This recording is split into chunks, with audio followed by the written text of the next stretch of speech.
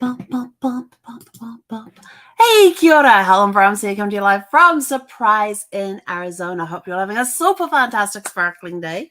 Welcome to Before the Dirt Nap podcast number 1476, Written Treasures. So what are written treasures? Oh, those are those little things that you find when you're unpacking boxes. And yes, so I was unpacking a box this morning and came across this binder. This was an actual assignment that I handed in.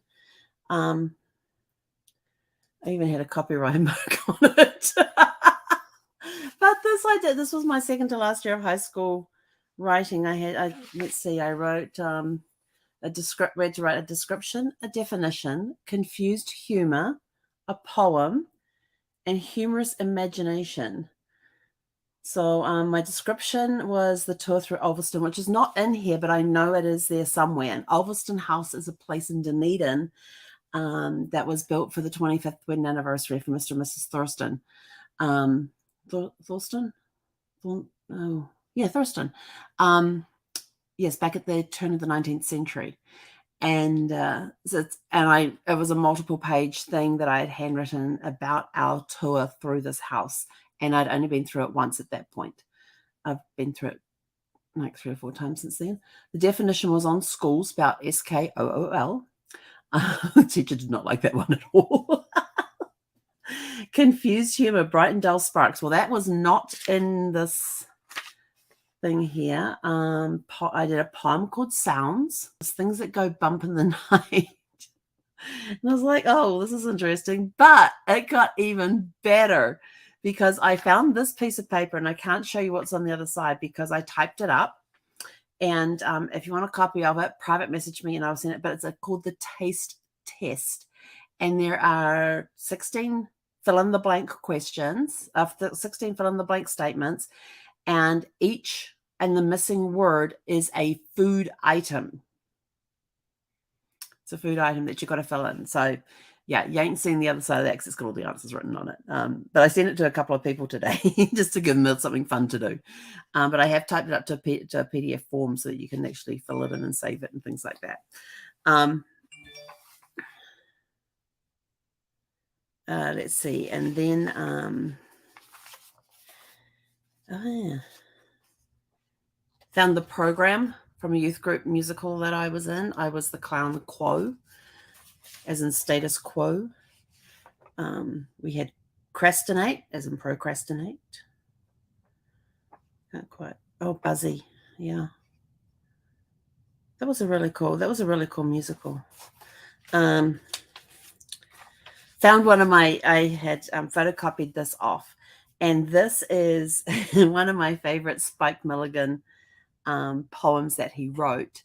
And if you don't know who Spike Milligan is, he was a British entertainer. He died in 2001, 2002, I think it was. He was somewhere around the 2000s, beginning of 2000. And so this is one of my favorite poems of his. It's called On the Ning Nang Nong.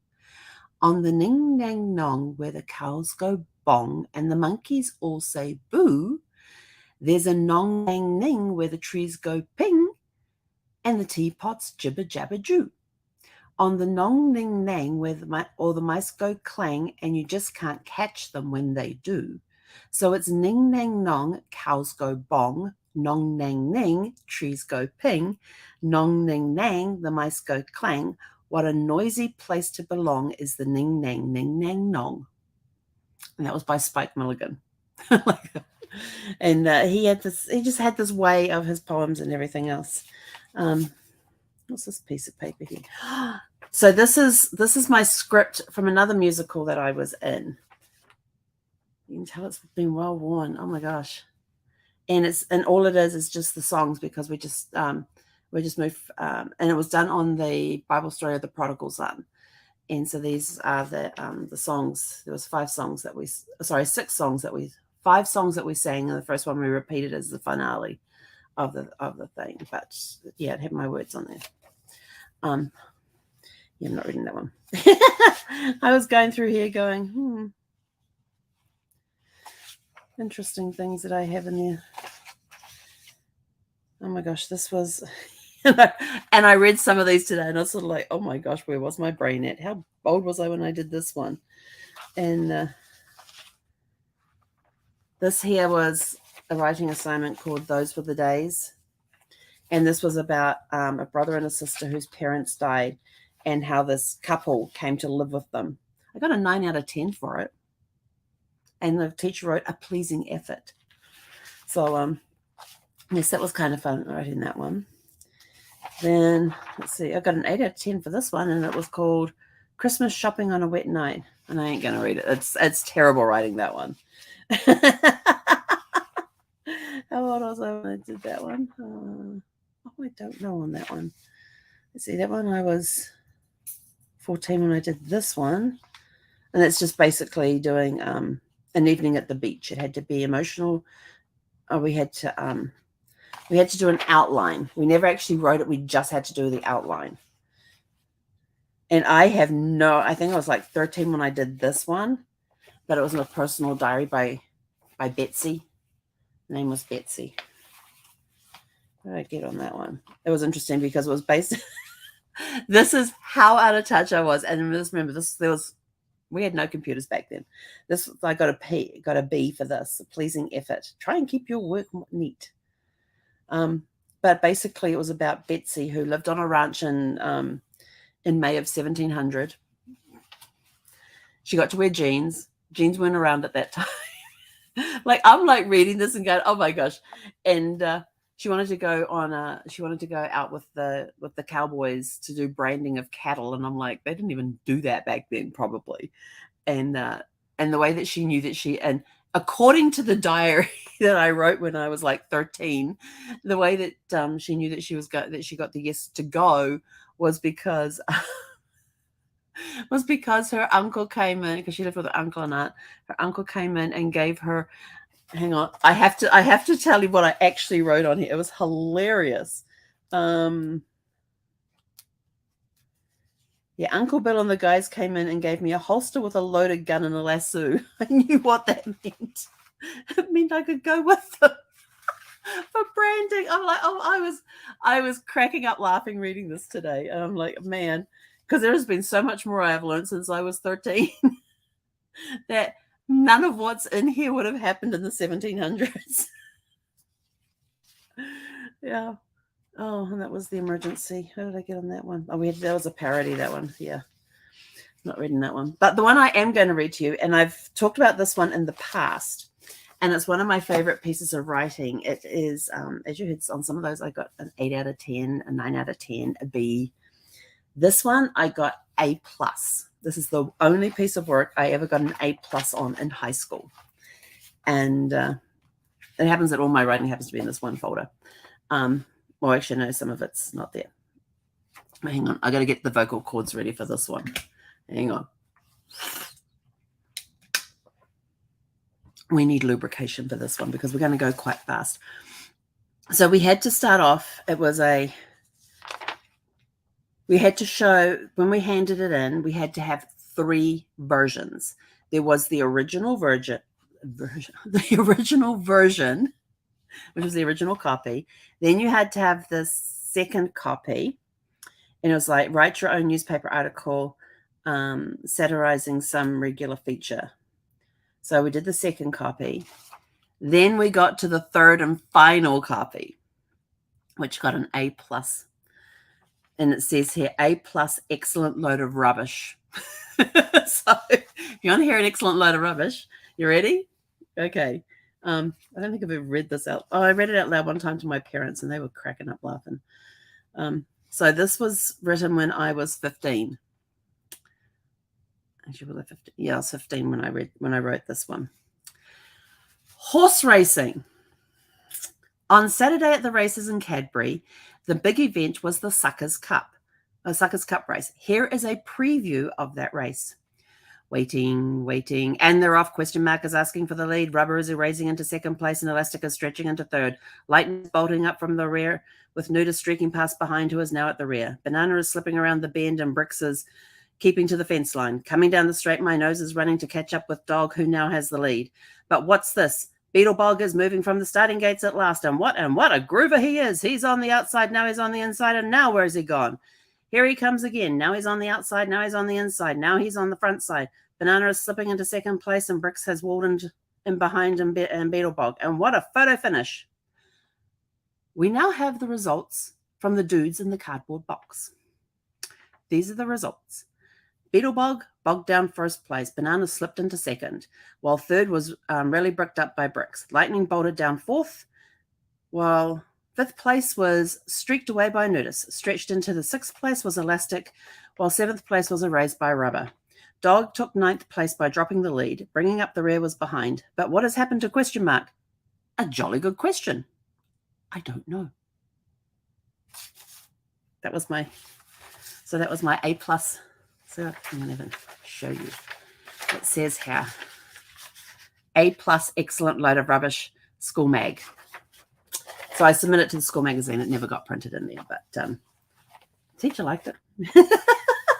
So that was my excellent load of rubbish that I wrote in school that got me an A plus. And I was 15 when I wrote that piece. And now I have come a long way to where I actually have a published book. So I always wonder if I go back to my English teacher and say to her, hey, look, let's have a look at this. That's great. The question is, did you punctuate it all correctly? Well, she didn't make, I will tell you this, she did not make any punctuation corrections. So obviously I did. She did make a couple of word changes in there, which kind of confused my article because she rewrote a couple of little ways of the phrases and stuff, but punctuation was all good on that one. So thank you, Jason, for that. So that was an exciting piece that I wrote when I was 15 that I uncovered today out of one of the boxes. And there's a lot of other bits in that folder, but yeah, the one that's missing that I know is around. Actually, I found it the other day. Where did I put it? It was the Tour of Ulverston, and I found the first 4 pages of it. Yes, it was that long. It was a 30-minute tour that I sat down and wrote almost exactly everything that we were told. And because that was one of the assignments, what did you do over the summer? We went to this really cool house in Dunedin, and absolutely loved that place. It's awesome. I've been back there 2 or 3 times now. I know I've taken Brad back there. I'm trying to think when else I've been there. So it's like 2 or 3 times I've been to that place, and whenever I've gone through that place, I'm always fact checking that first visit where I then went and wrote, I think it was like, ended up being like 5 or 6 pages of handwritten paper that I wrote, double-sided. Yeah, 5 or 6 pages, double-sided of my description of going through that place. And every time I've gone back, it always taken me back to that piece that I wrote, and how accurate was I with the story. So I have to make any changes, and then I go back and read that piece and make, but I didn't have to make any changes on any of it. So that was pretty cool. But yeah, so that was my writing from high school. Do you still have some of your writing you did for English in high school? Some of your creative writing that you had to do, book assignments, things like that. Do you still have some of those? I remember in my last year of high school, it was our 7th form year, and I was 17. And I left partway through to go sign up for the Royal New Zealand Air Force, which will be 40 years next year. It was 1984. So it'll be 40 years next year since I left high school to go join the Air Force. Wow, where's the time gone? And I remember that we had the option of doing, for English for reading, we had the option of doing Wuthering Heights or The One Flew Over the Cuckoo's Nest. And there was a group of us that decided we were going to do One Flew Over the Cuckoo's Nest. So we had to do self-paced study. And then those that were in the class with the teacher were doing Wuthering Heights. Well, Wuthering Heights didn't appeal to me at all. One Flew Over the Cuckoo's Nest didn't really appeal to me, but it had more appeal than Wuthering Heights. So I ended up doing One Flew Over the Cuckoo's Nest. I only ever read like the first 2 chapters of that book. But when it came time, and it was a book that we were going to be reading for like the first, doing assignments for the first half of the year. And I had all my assignments done and up to date, including for chapters I hadn't even read. And I handed it into my English teacher. And when I went to get signed off, because part of the leaving process is you have to get signed off from your teachers. And so I went to her to get signed off, and she handed me my report. It was the first report I had to do for One Flew Over the Cuckoo's Nest, and it had a B+ on it. And I thought, well, that's pretty good. She says, you did a really good job on this. She said, it's absolutely fantastic. And of course, she's read the book. She knows them inside out and everything else. And I went, oh, thank you for that. And it was like looking through, and there was very few changes that she had made on anything, and, you know, punctuation, that sort of stuff, and grammar and all that was pretty good. And she says, what are you going to do with this? I said, well, I'm just going to keep it with all my other school stuff. And she goes, well, do you mind if I keep it so I can use it as an example for others that do One Flew Over the Cuckoo's Nest? And I went, sure, that's okay. And it was on the first half of the book. Well, I only read the first 2 chapters of that book. So Mrs. Court, if you're watching, thank you for my A+ excellent load of rubbish. And I'm sorry, my B+, I only read the first 2 chapters, but completed the assignment for the first half of the book. It was amazing what you could come up with. So that's where I got very creative with my school stuff, and still managed to get a B+. So I was pretty good with it. Jason's got here, I've got several interviews I did of World War II veterans I knew growing up. How awesome is that? That is so awesome. No, some of you may not realize, you know, genealogist, family historian right here, getting stories from interviews that you have done with relatives, with people that you know who have been through something like World War II, and getting their stories and their things, that is huge, because that can now be used to teach those coming behind them about what things were like. And I'm not sure if those veterans that you knew growing up, if they were related to you or not, but you could go back to their families and go, hey, here's something that when I interviewed your grandfather, your great-grandfather, or whatever, here's his own words about his experience in World War II. That is gold. That is gold to be able to go and do that. So that's awesome, Jason. That's really cool. We'll have to have a conversation about that one day, because I always love hearing stories. You know, it doesn't matter if they've been through the worst of times or been through the best of times. I love to hear the stories. In that same, when I was going through that same box, there was a binder in there, and I opened up the binder, and sitting in the binder was a bunch of plastic, those plastic page protector things. And I started having a look through and realized it's every single school report I got from when I was 5 all the way through to when I left school at the age of 17. Every single report card is in those plastic pages. And I was like, oh, I haven't gone back and read any, but it's going to make interesting, because the very first one was when I was 5. In New Zealand, we start school when you're 5. You've already done kindy by the time you're 4. You're at, was it like 2.5? You're at like morning kindy, 3.5, 3 you're at afternoon kindy, and 4 you're like all day kindergarten. And then 5 you start school. So I just had a flip back. I go, well, how far back do I really go back that far? And sure enough, all my school reports are all there. So I haven't actually stopped and looked and read at them. I just looked at the pile to see what was in there. And I was normal on everything. Perfectly normal. My dog is, she's over the table. So yeah, so I'm going to have fun going back through those and reading some of those too. So, and then I saw my first CV, or curriculum vitae, or which you guys call them resumes. My first one that I ever did was like 8 pages long. It had everything I had done, all the extracurricular activities I'd done in high school, and the jobs I'd had while I was in high school, and everything. It was just amazing.